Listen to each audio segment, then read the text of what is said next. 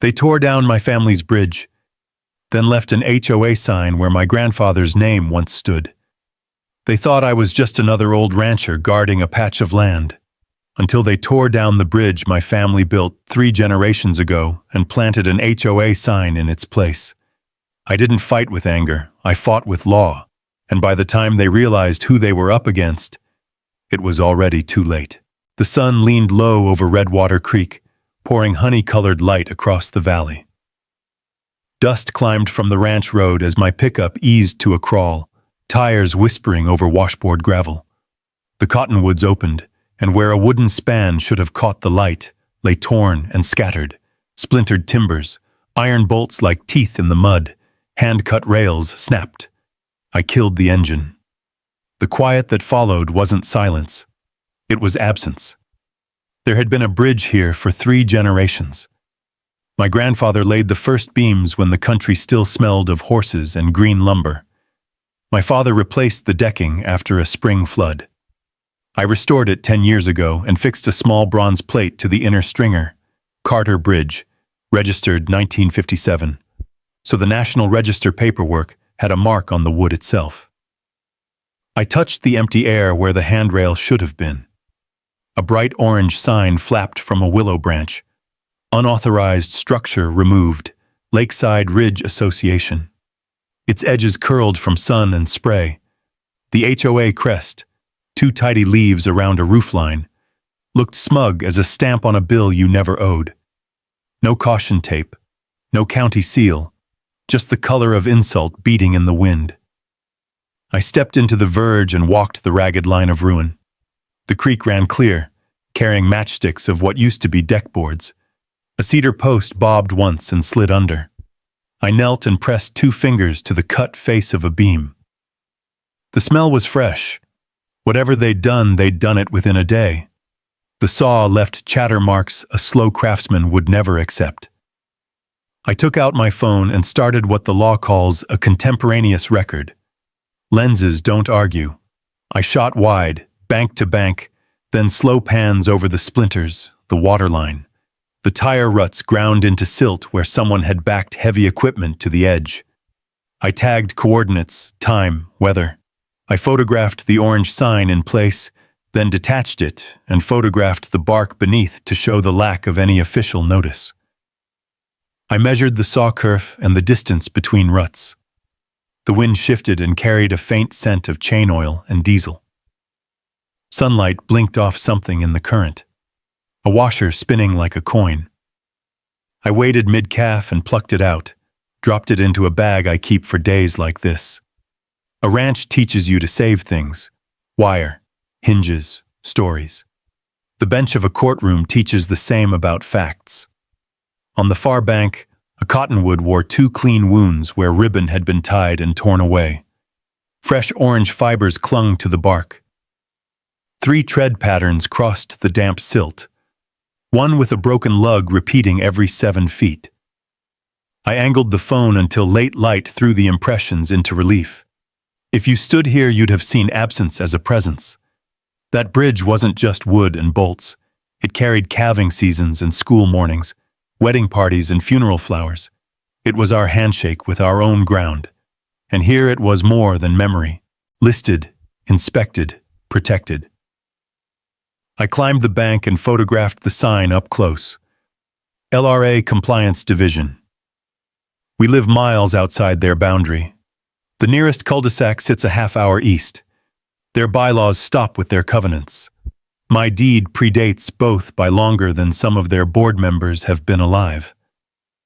A pickup eased to a stop on the county road. Marcus Reed leaned from the window, brim shading his eyes. "You all right, Judge?" he called. "I've been better," I said. He parked, came down the slope, and stood at my shoulder, the way a man stands at a grave. Marcus worked this ranch long before I ever owned a tie. He can fix a gate with baling wire and a prayer, and he can read tire tracks the way a librarian reads spines. "They did it quick," he said. "Lifted with a loader, cut mid-span so it wouldn't roll." He tapped a shard with his boot. "What I don't see is paperwork." "That's because there isn't any." I showed him the placard and the empty bark where it had hung. I took another photo with his finger in frame for scale. He didn't ask why. He knows I don't make trouble. I make records. We followed the ruts to the water's edge. He pointed where the bank had been shaved to give axles room. They weren't just passing through, he said. They set up. I stood quiet and let the place speak. Sound carries differently when a bridge is gone. The current runs unbroken.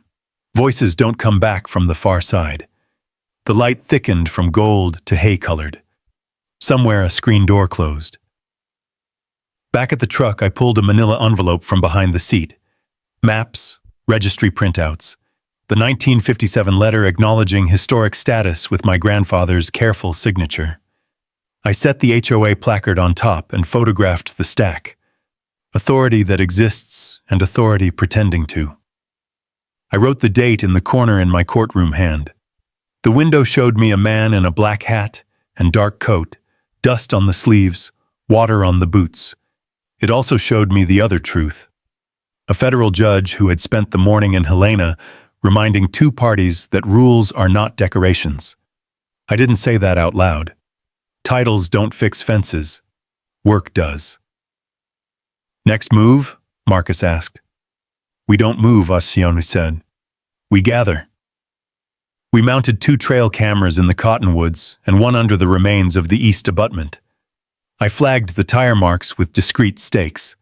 I recorded a slow bank-to-bank walk so any later change would stand out.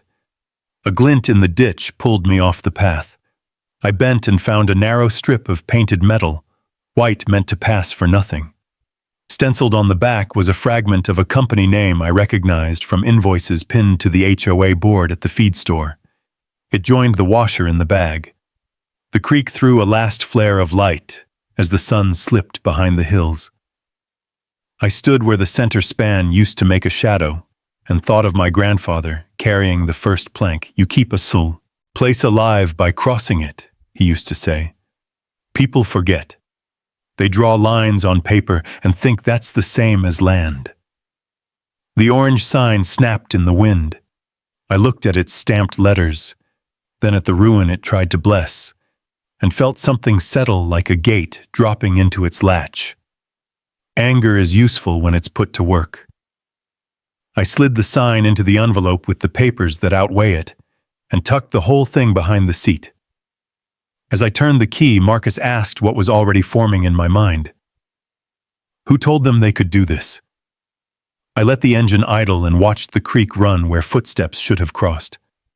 Good question, I said. It rode with us down the road, steady as water finding its level. By the time we hit the county highway, the day was sliding into that gray space between afternoon and evening. Dust hung in the mirrors like smoke. Marcus didn't say much. He didn't have to. Both of us were raised in places where silence spoke louder than words, and right now it was shouting. The town of Redwater isn't much more than a diner, a feed store, and a handful of offices pretending to be important. But just past the grain elevator, where the asphalt shines new and the trees look ornamental instead of wild, sits the Lakeside Ridge HOA office. A glass and stone box dropped onto Montana soil like it forgot where it was supposed to land. I pulled in slow. The parking lot was spotless, striped perfect, no dust allowed. The sign out front said Lakeside Ridge Association, building a better community. I stared at those words a beat too long. Inside, the air smelled of lemon polish and money, the kind of place where boots squeak because the floor's too clean. A young woman sat behind a counter, tapping on a keyboard with one hand and sipping iced coffee with the other. Her eyes barely lifted when I stepped in. "Can I help you?" she asked in a tone that meant she'd rather not. "Yes," I said evenly. "I'm here to speak to whoever authorized the demolition of the bridge on my ranch." That got her attention. She blinked, turned her head slightly. "Are you a member of the Lakeside Ridge Association, sir?" "No," I said. "That's the point." Before she could respond, a voice drifted from the hallway. Smooth, commanding, practiced in smiling while cutting throats. "Is there a problem here?" She straightened. "Mr. Remy is here about a bridge." The woman who appeared from the corridor looked like she'd stepped out of a glossy brochure. Neat hair, burnt orange blazer, clipboard tucked tight under her arm. "Bethany Whitfield, HOA President," the nameplate on the wall announced. She smiled like a politician caught mid-photo. "Mr. Remy, isn't it? I heard you've had some concerns about our compliance team." "Concerns?" I repeated, tasting the word. "That's one way to put it. Well, first, let me say I appreciate your care for the community." She gestured toward a framed map behind her, color-coded parcels stretching across the valley like a quilt someone stitched without looking. We had multiple complaints from residents about a structure crossing the creek. Safety hazard. Non-compliant. So our team took initiative. I studied the map, my jaw tightening. My ranch wasn't colored brown, the way private parcels should be. It was shaded blue, HOA blue. "That's not your jurisdiction," I said quietly. She tilted her head. "I understand it wasn't, but our updated zoning plan expands the lakeside boundary to include the adjoining creek corridor. We're improving access for emergency services, reducing environmental risk." I cut her off with a glance. "You mean expanding your fee base?" Her smile didn't falter, but her eyes flashed annoyance. "We believe it's in everyone's interest. Growth is inevitable, Judge." She caught herself, realizing she'd said too much. "Sorry, Mr. Remy." I didn't correct her. The word hung there like a loose wire. "Do you have a permit from the county?" I asked. "Our compliance division handled the process," she said. "They coordinated with Ridge Construction. I assume the necessary paperwork was filed." "Assume," I said. "That's brave." She crossed her arms. "Look, Mr. Remy, this doesn't have to be adversarial. We're neighbors, not enemies. I'm sure once we bring your land into the community plan, you'll see the benefits: shared maintenance, improved roads, property value protection." "And what if I say no?" Her smile sharpened. "Then we'll proceed under community development ordinances. You'll receive notice soon enough." I looked past her at the receptionist, who suddenly found something very interesting on her screen. Then I turned back. "Bethany, I'd advise your board to review federal property statutes before your next initiative. That bridge wasn't just a crossing. It was registered, protected." Her expression shifted. Curiosity wrapped in arrogance. "Protected? By who?" "By me," I said, and walked out. Outside, the wind had picked up, lifting grit across the parking lot. Marcus leaned against the truck, watching through the windshield. "Well?" he asked.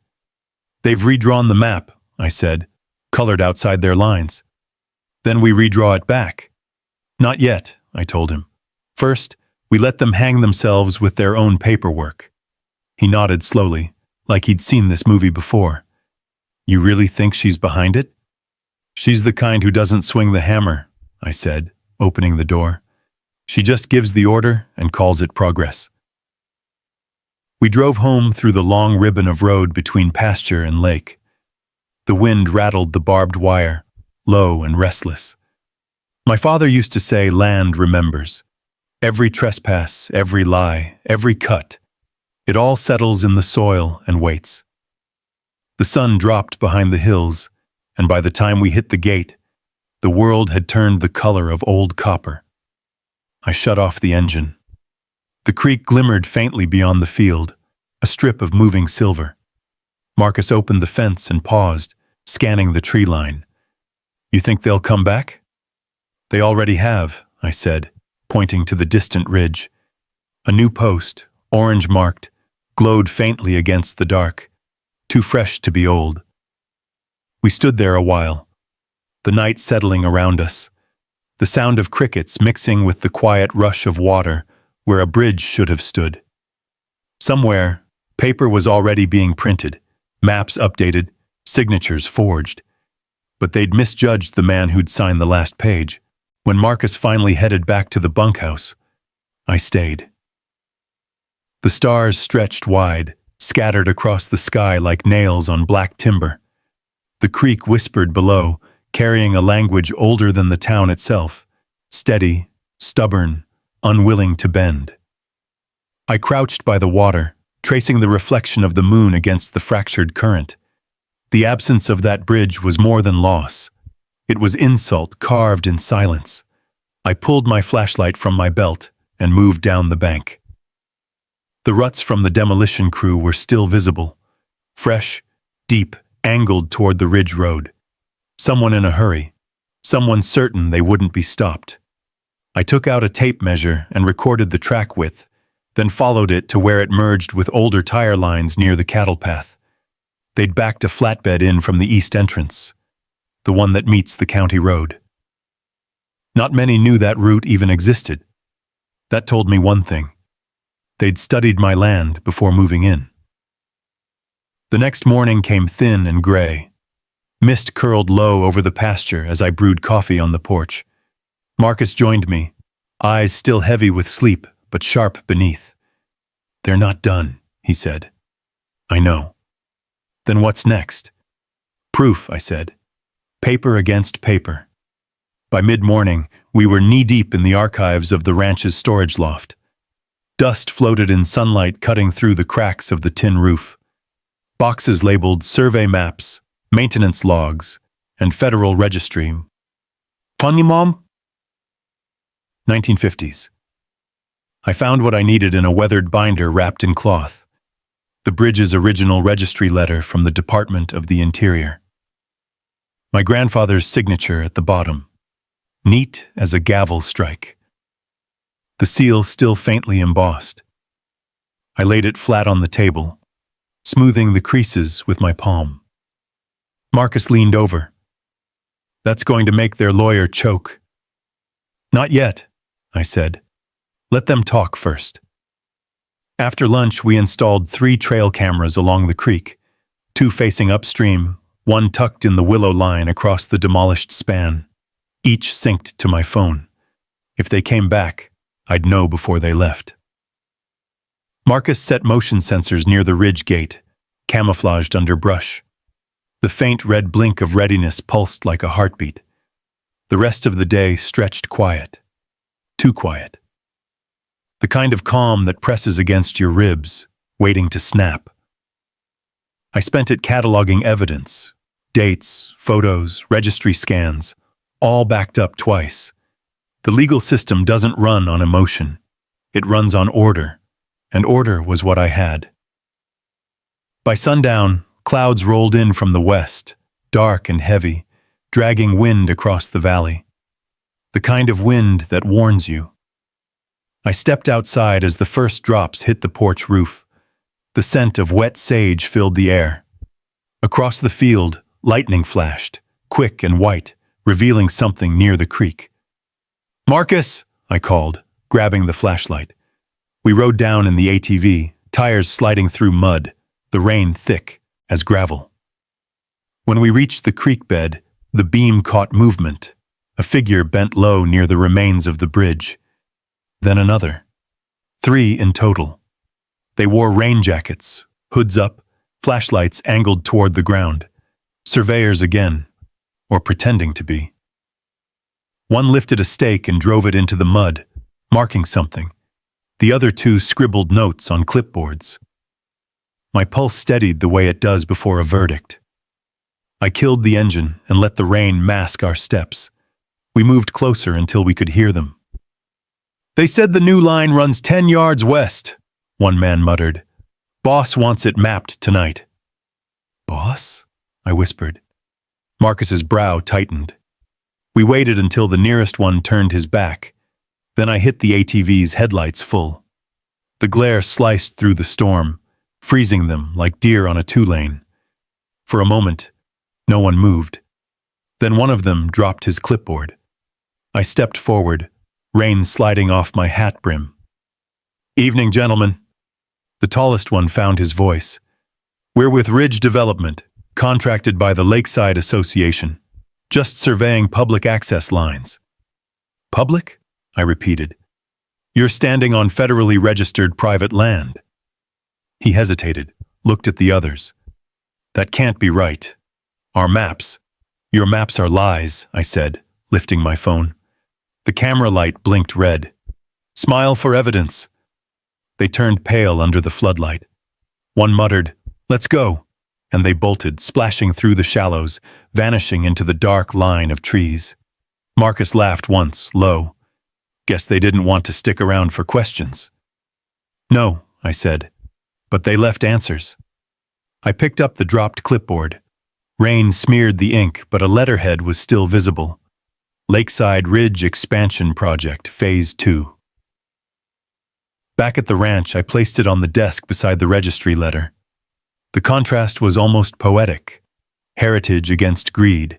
The ink of generations versus the ink of convenience. Around midnight, the storm finally broke. I sat by the window, watching the creek glow faintly under the rising moon. The bridge's shadow still lingered across the water, like memory refusing to fade. My phone buzzed softly. One of the trail cameras had triggered. The image came through grainy but clear. A black SUV parked by the ridge road, headlights off. No logo, no plates. Just waiting. Marcus's voice came from the doorway. You think they'll come again? They will, I said, and when they do, we'll have more than photos. We'll have motive. He nodded, half smile beneath the worry. You're not letting this go, are you? Not until they rebuild what they broke, I said, and maybe a few illusions with it. Outside, the creek whispered back, steady as ever, carrying pieces of the past toward whatever justice tomorrow might bring. The next morning rose clear and cold, a deceptive calm after the night's storm. Mist hung over the pasture, softening the outlines of fences and cattle. The bridge's remains gleamed wet in the early light, pieces of timber half buried in the silt like bones after a battle. From the porch, I could see the waterline already receding, leaving new scars along the bank. Nature always remembered, but it didn't forgive. Marcus came up from the barn, coffee steaming in one hand, a clipboard in the other. Checked the cameras, he said. No movement since the SUV last night. Maybe they took the hint. Or they're regrouping, I said, setting down my mug. People like that don't stop when you catch them. They stop when you corner them. He looked toward the creek, then back at me. You going into town again? Yeah. Need to file copies of the registry letter with the county office before someone loses them. He nodded. I'll keep watch here. By the time I reached Redwater, the town had shaken off its early stillness. Trucks lined Main Street, the air thick with diesel and sawdust from the mill. I parked beside the courthouse, boots striking the steps that still smelled faintly of varnish. Inside, the clerk, a thin man named Harold with glasses too big for his face, looked up from his desk. Morning, Judge Rem. Sorry, Mr. Remy, he said, catching himself mid-word. Morning, Harold. Need these entered into county records under property registry maintenance. I handed over a folder, copies of the original bridge registration, photographs, and the HOA sign. He flipped through them, brows lifting. They tore this down? That's a protected site. They did, I said, and they'll answer for it. But for now, I need time-stamped proof it was filed again today. Harold stamped each page with a heavy thud. There. Official as sunrise. Appreciate it. As I turned to leave, a voice called from the hall. Mr. Remy? I turned. It was Sheriff McKay, broad-shouldered, gray around the temples, wearing the same leather jacket he'd had since his deputy days. Heard about your bridge, he said. You got someone in your sights? Let's just say the HOA's been playing architect on land they don't own. McKay's jaw tightened. Bethany Whitfield's crew? Her signature's not on the paperwork, yet, but I'll get there. He leaned against the wall. Be careful, Jake. Folks like her don't act alone. Developers have been sniffing around these valleys for months, pretending to be civic do-gooders. Money talks louder than fences. I gave him a nod. Money talks, but the law writes the transcript. By the time I got home, the wind had shifted. The air tasted dry, electric. Marcus was out by the North Ridge, repairing a gate hinge. I walked toward the main barn, the metallic tang of motor oil cutting through the afternoon heat. Then I smelled something else, sharp, chemical, wrong. "Marcus!" I shouted. But before the word finished leaving my mouth, the world split open with a sound like thunder made of iron. A burst of flame leapt from behind the ridge, orange against the pale sky. The barn windows rattled from the shockwave. I ran, boots pounding the dirt, the wind dragging smoke through the grass. The tool shed, my father's old shed, was burning. Marcus was already there, hose in hand, fighting the flames that snapped like flags in a storm. "It's fuel," he coughed. "They used something. Accelerant." We sprayed until the water line ran dry. The shed groaned once and folded inward, the roof collapsing in a hiss of embers. I could taste ash on my tongue. When the smoke thinned, what remained was a blackened skeleton of lumber and warped metal. "Get the camera," I said. Marcus retrieved the trail cam from the nearest post. We replayed the footage right there, crouched in the mud. The timestamp flickered. 10:42 a.m. A dark truck pulling up behind the ridge. Two figures stepping out. One carried a gas can. The other held something that glinted like a flare. 30 seconds later, white light, then static. Marcus exhaled slow. "That's arson. No mistaking it." "Federal property, registered landmark," I said. "They just turned vandalism into a felony." We transferred the footage to my laptop and sent it directly to Hannah Thomas, the DOJ investigator I'd contacted earlier about the bridge registry. Within minutes, my phone rang. "Judge Remy?" Her voice was calm but clipped. "I received your email. That footage is solid evidence. Don't engage them directly. We'll coordinate with state enforcement." "They're escalating," I said. "If they think fire will scare me off, they've never been to trial." She paused. "Understood. We'll move fast.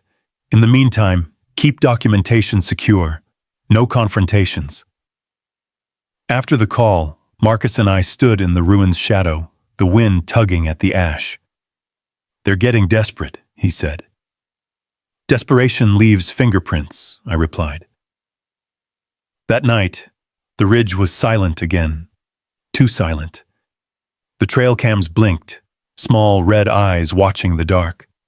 Inside the house, I filed the footage, copies of every letter, every timestamp. My desk was covered in manila folders, each labeled in black ink. Bridge, trespass, arson. When I finally stepped outside, the moon hung low, fat and pale. The creek murmured softly in the distance, its surface catching pieces of starlight. Fire had scarred the ridge, but water still moved, unbroken. Marcus joined me on the porch, a fresh cup of coffee in hand. "You think they'll try again?" "They'll try something," I said. "But next time the law will be waiting." The wind shifted through the burned timbers, making them creak like voices half-remembered. Somewhere far off, a coyote called, 3 short cries and silence. The ranch listened, holding its breath. The smell of smoke still tangled in the grass. I watched the glowing dots of the cameras across the field, steady, patient. The same patience I'd learned from a lifetime of rulings and rainstorms. The same patience that comes before the hammer falls. Morning came without sound. Just the hush of dew soaking the grass and the faint scent of smoke still tangled in the air. The fire on the ridge had been contained, but its shadow lingered. Every time the wind shifted, I caught the faint memory of burning oak and gasoline. Marcus was already at the kitchen table when I came down, sorting through a pile of printed photos. "Pulled all the footage from last night," he said, sliding one toward me. Nothing new, but that SUV drove past the property twice before sunrise. Same make, same tint. They're circling, I said, waiting for us to make a mistake. He grunted. I'm more worried they'll try to cover theirs. I poured a cup of coffee, black and bitter. Then we make sure the paper speaks louder than they do. The next few days settled into a rhythm of quiet precision. I rebuilt what they'd tried to erase. Not the bridge, not yet, but the truth. Every photo, every document, every timestamp was cataloged twice, once in hard copy, once encrypted on a flash drive locked in the safe. I printed the bridge's federal registration again and signed the affidavit of current ownership beneath my grandfather's fading signature. Ink meeting ink across generations. By noon on Thursday, I was in my office, light slanting through the blinds, stacks of evidence fanned across the desk like cards waiting to be played. The law has its own music when it's done right. The soft scrape of paper, the click of a stapler, the rhythm of order. I worked to that rhythm all day, building the kind of case that doesn't shout but can't be ignored. Marcus stepped in, wiping his hands on a rag. Fence line's fixed, he said. What's next? I looked up from a manila folder labeled Lakeside Ridge Association. Next, we file the injunction. His brows rose.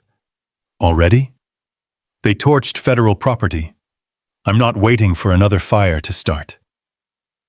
That evening, I called Hannah Thomas at the DOJ. Her voice came through steady but tired, the way people sound when they're trying to do good work inside a machine that resists it. Judge Remy, she said, I've reviewed your footage. The case has weight, federal weight, but it'll take coordination between agencies before we move. I understand coordination, I said, but understand this. They're still on my land. They're crews, they're surveyors. They're not stopping. She paused. Then you'll need to make them. Legally, I said. Of course, she replied, but make noise in the right places. File your injunction locally. We'll back it when it reaches our desk.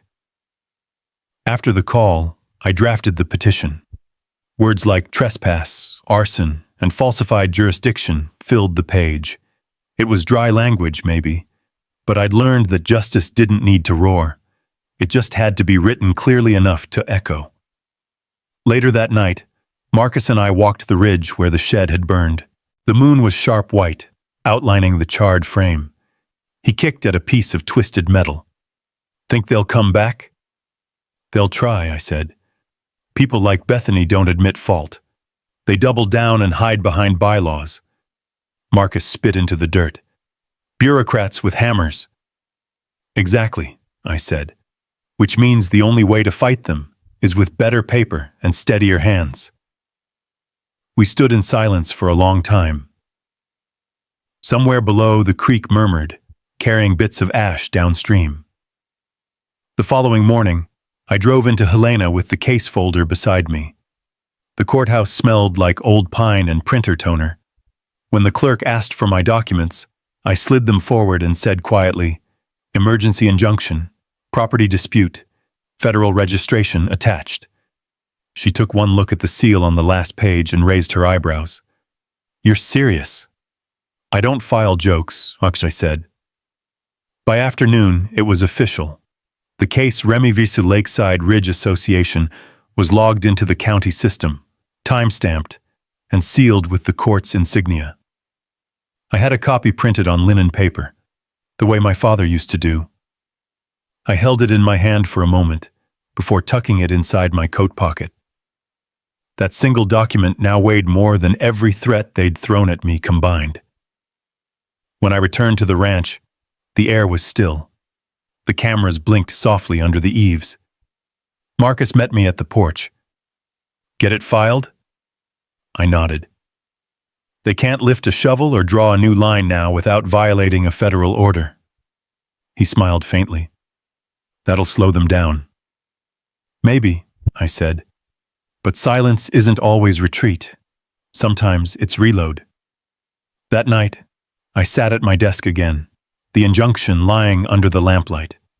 Outside, rain began to fall, gentle, rhythmic, washing the ash from the ridge and the dust from the gravel road. The house felt heavy but safe, the kind of quiet that comes when everything has been prepared for what's next. The phone buzzed once more, a message from an unknown number. I opened it. A single line. "You think the law will save you, Judge?" We built the map. I stared at the screen until the rain swallowed the sound of my own breath. Then I placed the phone face down, picked up the fountain pen that had belonged to my grandfather, and wrote across the bottom of the injunction's copy. Let them try. Outside, the rain quickened, tapping against the window like fingers impatient for justice. Outside, the rain quickened, tapping against the window like fingers impatient for justice. The clock on the wall ticked toward 5, the house holding its breath between night and morning. I hadn't slept. My mind turned over each detail: the letter, the fire, the map that wasn't a map but a claim. The rain eased just before sunrise, leaving the world washed raw. The hills shimmered with mist, fence lines black and slick. I brewed coffee, strong enough to stand a spoon upright, when headlights swept briefly across the porch. Marcus wasn't due back from the feed store until noon. Then came the knock. It wasn't timid. It was the kind of knock meant to be heard by anyone still pretending to sleep. I set down the mug, brushed the edge of the injunction with my hand, as if to remind myself what ground I stood on, and opened the door. A man in a pressed gray suit stood on the porch, clipboard under his arm. Rain beaded on his shoulders. "Good morning," he said, with the smooth confidence of someone who practiced saying it to strangers. "You must be Mr. Remy." "That depends who's asking." He smiled, too clean, too polite. "My name's Adam Price. I represent the Lakeside Ridge Association. I'm here to deliver a zoning proposal and notice of inclusion under community expansion." I let the words hang in the cool air. "Inclusion," I repeated. "That's an interesting word for trespass." He didn't blink. "Our records show your parcel borders the new district boundary. Under the amended charter, your property falls within the jurisdiction of Lakeside Ridge." "Amended by who?" "The board, of course." I looked past him. A dark SUV idled by the road, engine running. 2 silhouettes sat inside, motionless. I crossed my arms. "You came a long way to hand me a piece of paper you could have mailed." He hesitated, glancing back at the vehicle. Given recent misunderstandings, Mrs. Whitfield thought a face-to-face would be better. I stepped forward, rain dripping from the porch roof between us. "Tell Mrs. Whitfield I don't take meetings on my property. And tell her she's violating a federal injunction. You might want to read the morning docket before making your next delivery." He forced a thin smile. "I see. Well, I'll note your refusal. But you'll still receive the official copy by post. We're simply done," I said, and closed the door. Through the window, I watched him stand there a few seconds longer, the rain darkening his suit, before he turned and walked down the drive. The SUV backed up slow, tires crunching the wet gravel, then disappeared beyond the trees. Marcus arrived an hour later, his pickup rattling through puddles. "You get visitors?" he asked, unloading sacks of feed.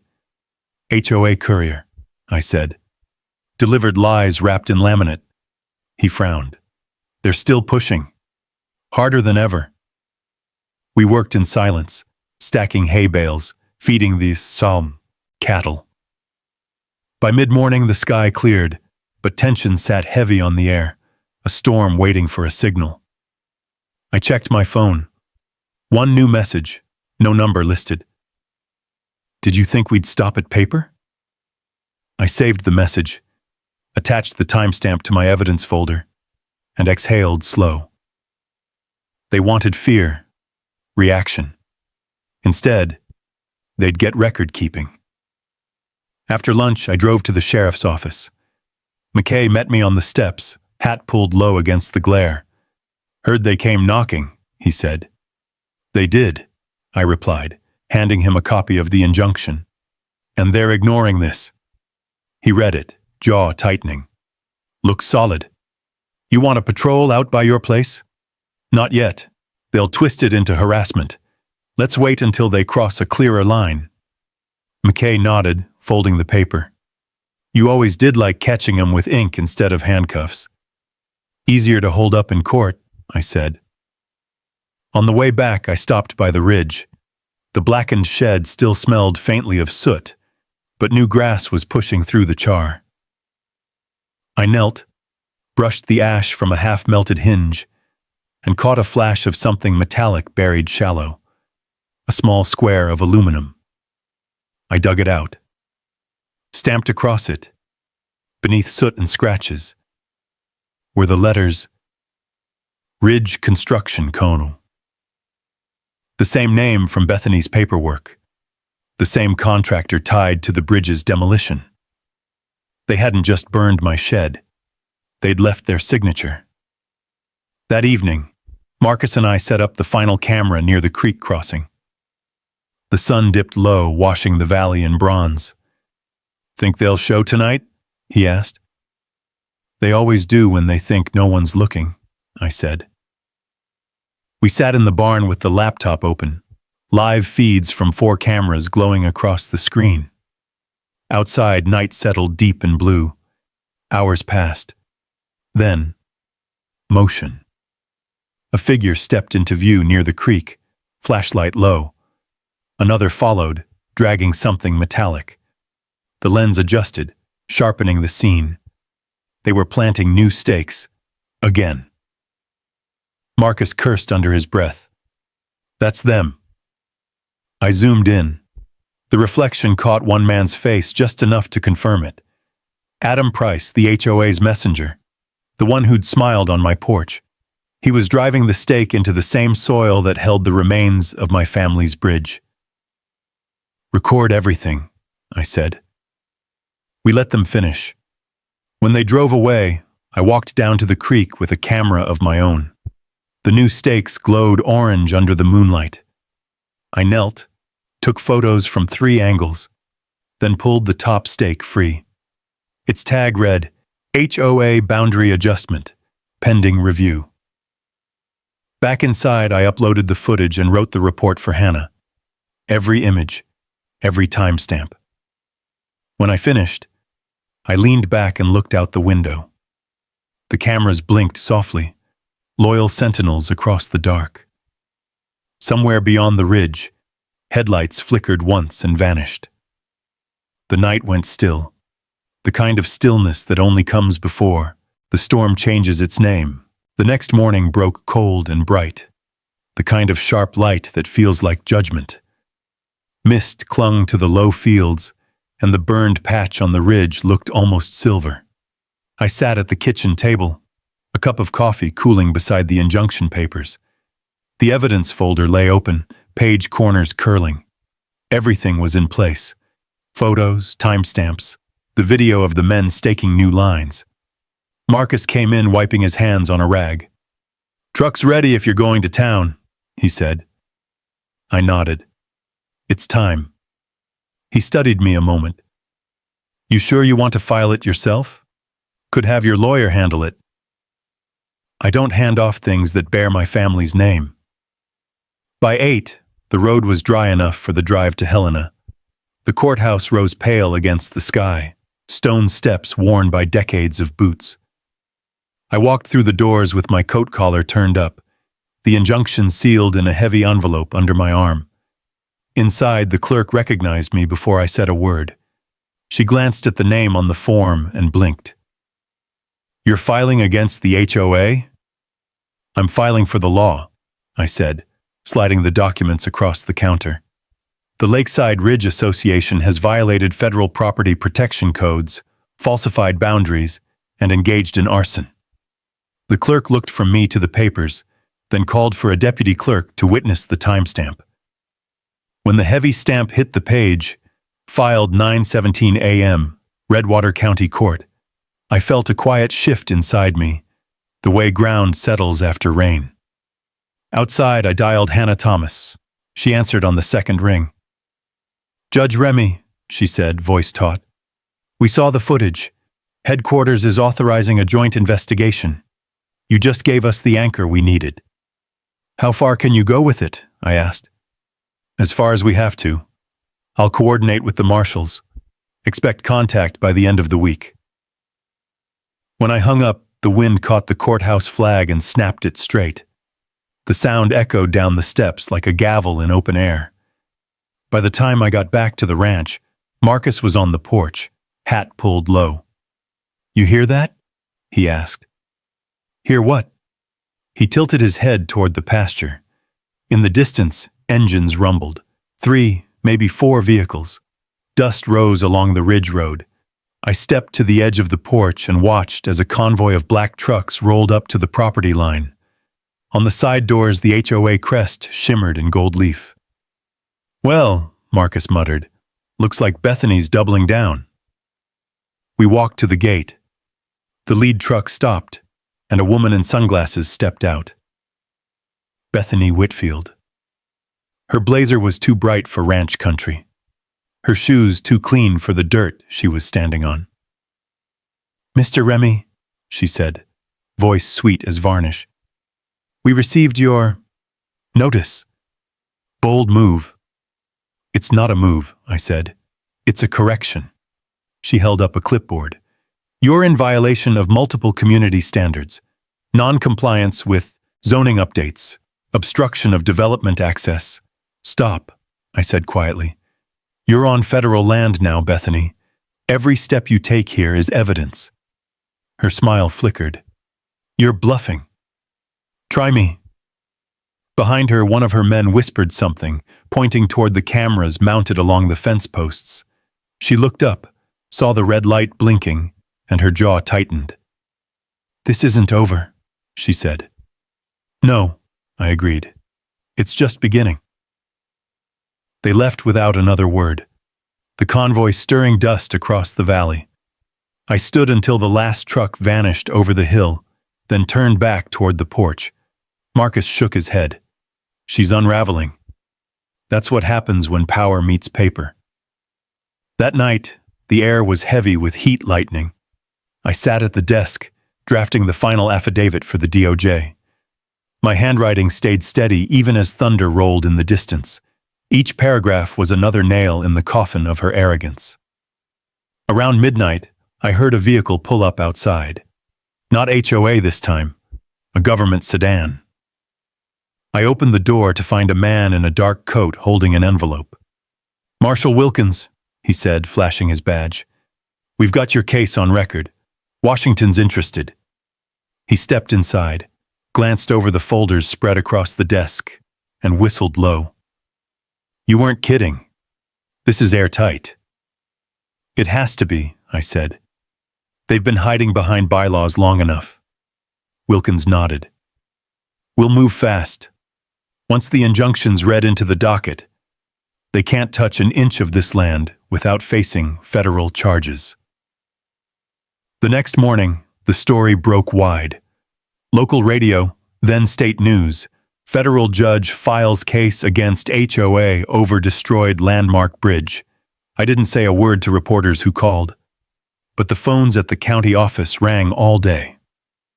By sunset, I stood again at the creek. The water was calm, low, glinting gold under the fading light. The stakes they'd driven were still there, but now they meant something else. Markers not of ownership, but of evidence. Marcus joined me, hands on his hips. "So it's official. The court's moving?" "It's in the system," I said, "and the system has a long memory." He looked across the field, where storm clouds gathered over the far ridge. "What happens now?" "Now," I said, "we wait for the sound of the gavel." The first raindrops hit the surface of the creek, dimpling the reflection of the sky. Somewhere behind the clouds, thunder rolled again, deep and patient, just like justice taking its time to arrive. By the next morning, The rain had passed, and the valley gleamed as though scrubbed clean. Steam lifted off the roads, and the cottonwoods stood still and silver in the damp air. The courthouse sat quiet under a washed blue sky, its flag stirring slow in the breeze. I parked out front and checked my watch. 8:42. The hearing was scheduled for 9. Inside, the marble floors reflected every step. A line of reporters waited near the door, their cameras low but their curiosity loud. I gave them nothing, just a nod to the bailiff and a brief word with my attorney, Ethan Grant, a man who looked like he'd been carved out of calm itself. He carried the case file under his arm, edges squared, papers aligned like soldiers ready for review. "You ready?" he asked. "I've been ready since they drove that first stake into my land." We entered the courtroom. It smelled faintly of dust and varnish, the scent of stories decided and forgotten. The gallery was already half full, ranchers, local residents, a few members of the HOA board pretending they weren't nervous. Bethany Whitfield sat in the front row beside her lawyer, a man in an expensive gray suit who whispered into her ear as if words could still save her. She turned once, her eyes finding mine. Her smile was gone now. Judge Janet Miller entered, the bailiff's voice echoing through the room. We stood. She'd been a colleague years ago, long before either of us had titles worth remembering. When she met my eyes, her expression was cool but knowing. "This hearing," she began, "concerns the motion for an emergency injunction against the Lakeside Ridge Association, filed by Mr. Jacob Remy, in response to allegations of illegal demolition, trespass, and boundary fraud." Her voice carried the weight of order, the kind that silences even arrogance. Ethan stood first, smooth as water over stone. "Your Honor, the facts are simple. My client's property lies outside the jurisdiction of Lakeside Ridge, yet the association acted with impunity, demolishing a federally protected structure and falsifying zoning documents to justify it. These are not mistakes, they are deliberate acts." He handed over a packet of exhibits, photographs of the destroyed bridge, the orange signs, the trail cam footage, the fake boundary map, each one projected onto the screen behind him. The images filled the room with silence. Bethany's lawyer rose next. "Your Honor," he began, "while we understand Mr. Remy's frustration, this is a misunderstanding of administrative boundaries. The association believed the land in question to be within community limits based on a clerical. Judge Miller's tone cut clean through the word. "Your clients demolished a registered structure. Clerical errors don't use power tools." A ripple of laughter from the gallery died quickly under her look. Ethan continued. "We also present recorded evidence showing agents of the HOA trespassing and attempting to remap the property at night. My client's surveillance captured their activity. Furthermore, an accelerant was found at the scene of a subsequent fire, and fragments from Ridge Construction, the HOA's contracted developer, were recovered from the site." He paused, letting the photographs of the burned shed appear on the screen. The smell of charred wood seemed to drift back into the room, even from memory. Bethany's lawyer shuffled papers, his voice tight. "Your Honor, there's no proof connecting my clients to that incident."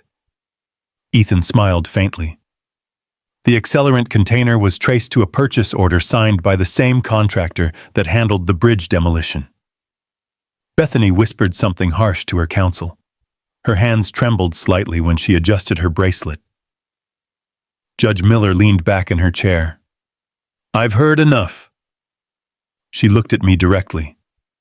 "Mr. Remy, is it your testimony that these events occurred on your registered land?" "Yes, Your Honor. I have the deed and federal registration number on record." I handed her the document, the one my grandfather had signed 60 years ago, its paper yellowed but intact. She studied it, then looked over her glasses. "You've kept this a long time." "My family's built bridges longer than most people have built fences," I said. A quiet murmur swept through the gallery.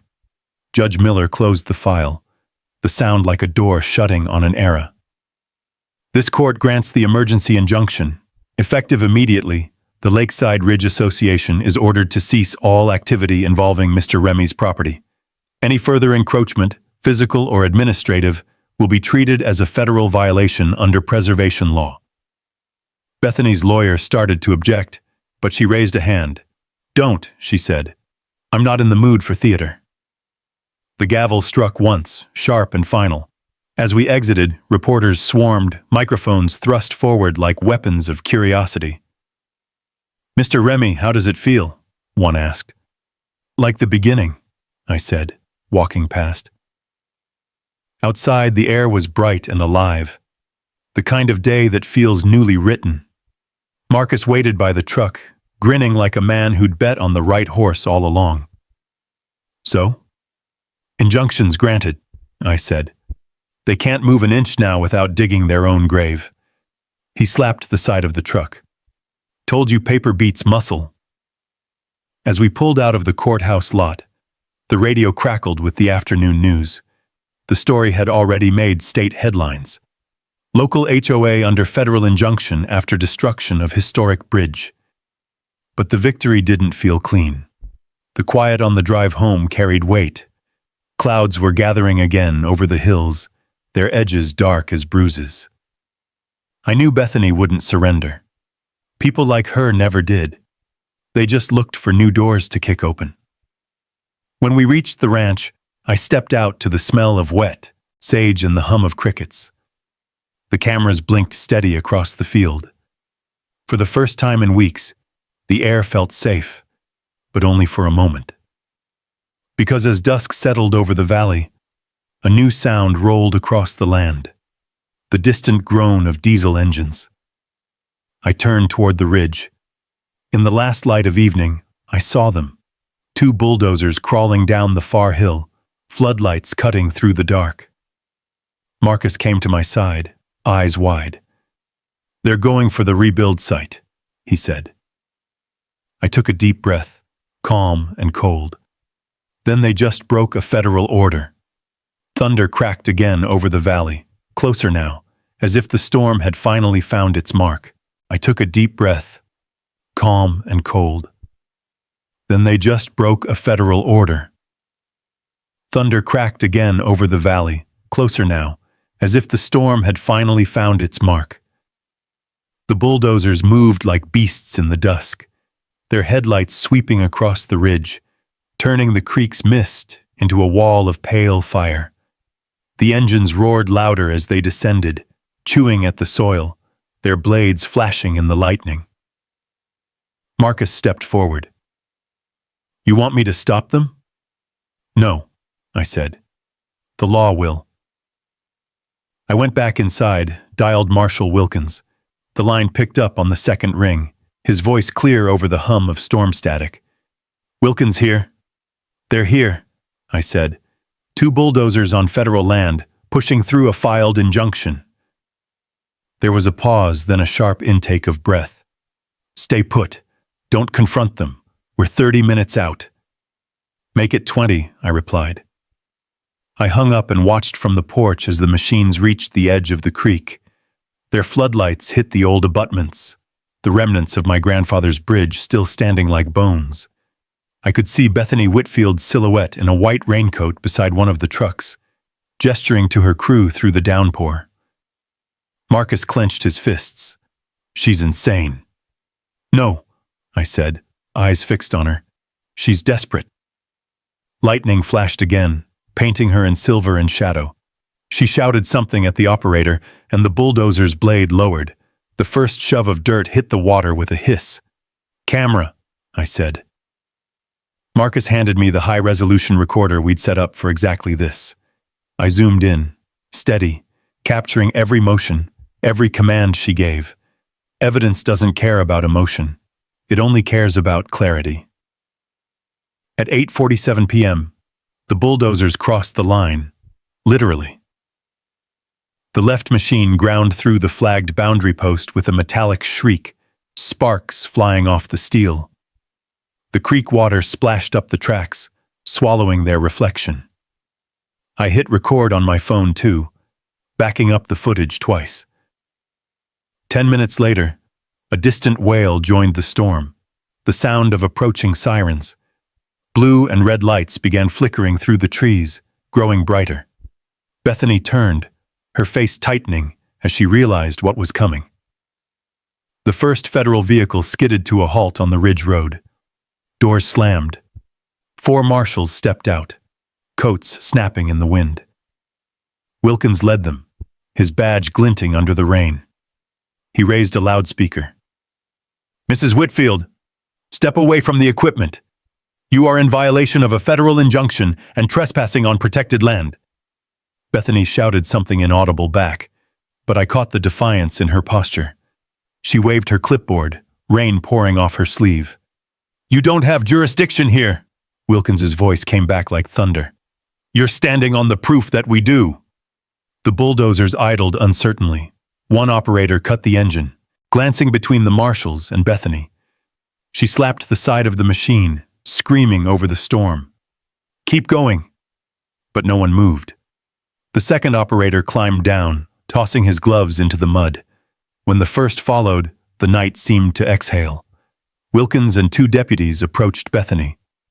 "Ma'am," he said evenly, "you're under arrest for contempt of court, obstruction of justice, and willful destruction of protected property." Her expression cracked, disbelief cutting through arrogance. "You can't do this," she spat. Wilkins met her eyes. "Watch me." He read her rights under the hiss of rain. When he placed the cuffs on her wrists, the flash of lightning caught the silver like a verdict. I stayed back, camera still rolling.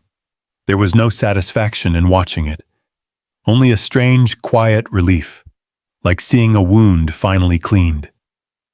By the time the convoy left with Bethany in custody, the storm had passed. The valley steamed under the sudden calm, and the water in the creek ran dark and full, washing away the dirt her machines had spilled. Marcus broke the silence first. "You did it, Jake." "Not yet," I said softly. "She's just the hand. Someone else built the hammer." He frowned. "Meaning?" "Meaning I've seen money move behind silence before." I looked at the demolished posts, the half-buried tracks, the equipment left behind like carcasses. The HOA doesn't have the kind of backing to gamble on federal land. Someone bigger's been feeding them. Later that night, as the marshals finished securing the site, Wilkins came to the porch. His coat dripped water onto the boards. "You were right," he said. "We found documents in her truck, contracts, offshore transfers, a shell company in Miami funneling funds through the HOA. The DOJ's launching a RICO investigation by morning." I exhaled slowly. "That's the hammer." Wilkins nodded. "And you just hit it back." When he left, the ranch settled into silence again. The stars had returned, hard and bright against the wet sky. I walked down to the creek. The water had calmed, curling gently around the remnants of the bridge, its surface carrying pieces of bark and ash away into the distance. I crouched there for a while, the cold seeping through my jeans, the smell of rain thick in the air. This fight had started with a bridge and a lie, but it was ending with a truth too big to bury.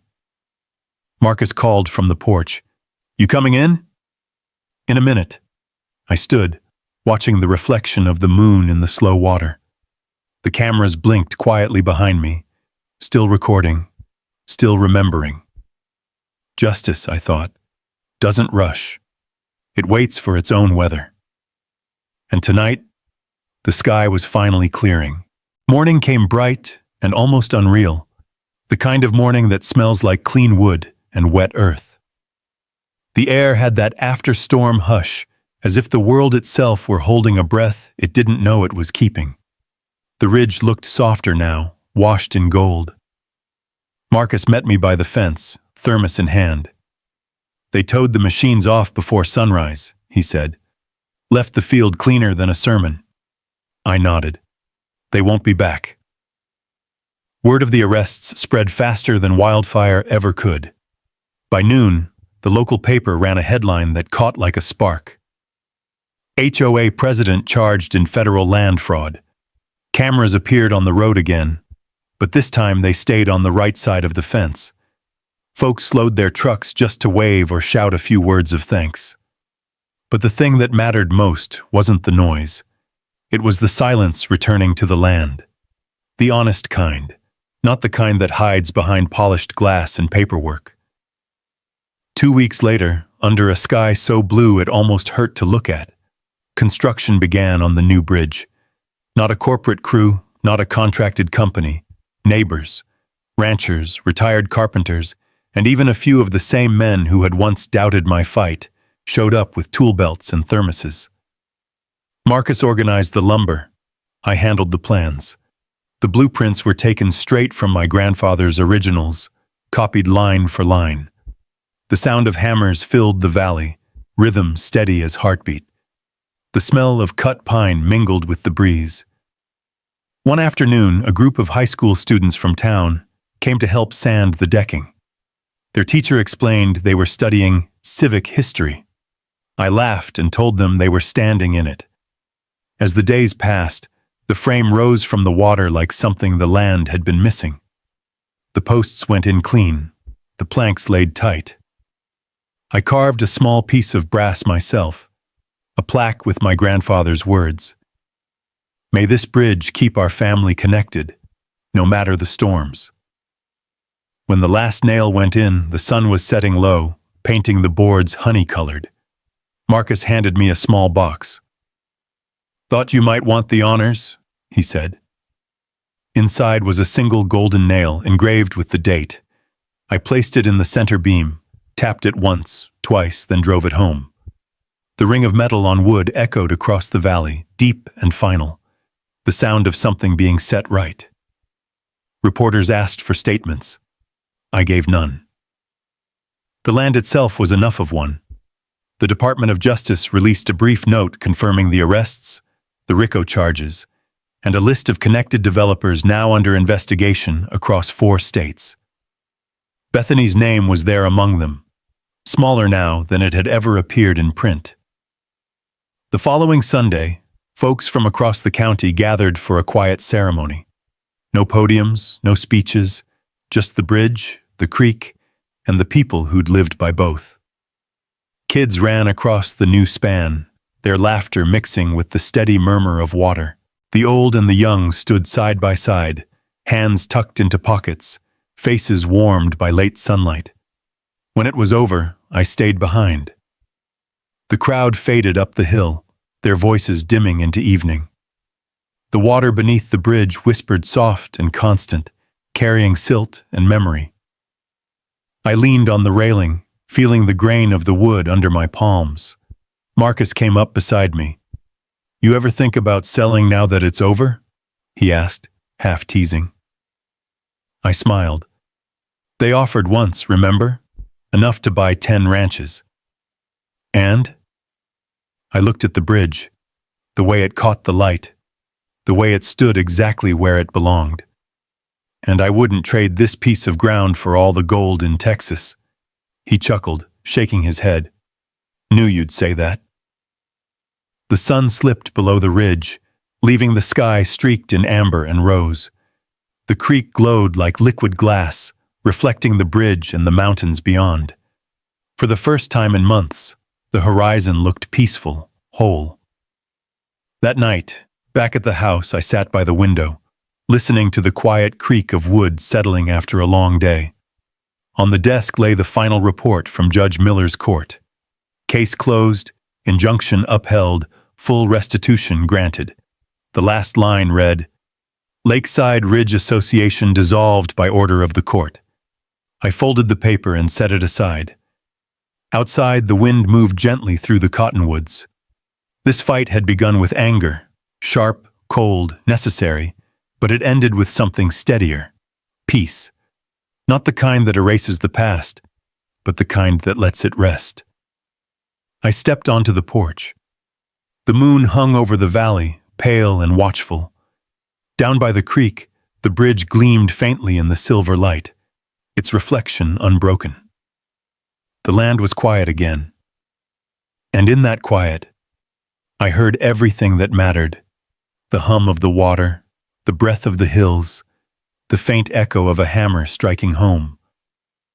Some bridges, I thought, aren't built to cross. They're built to remind. If you've ever had to fight for what's yours, you know, justice takes patience, but it's worth every step. Drop a justice in the comments if you've ever stood your ground against unfair rules or folks who went too far. And if stories like this remind you what it means to hold your own out here, hit subscribe, stay a while. There are more tales of land, grit, and quiet redemption coming down the trail.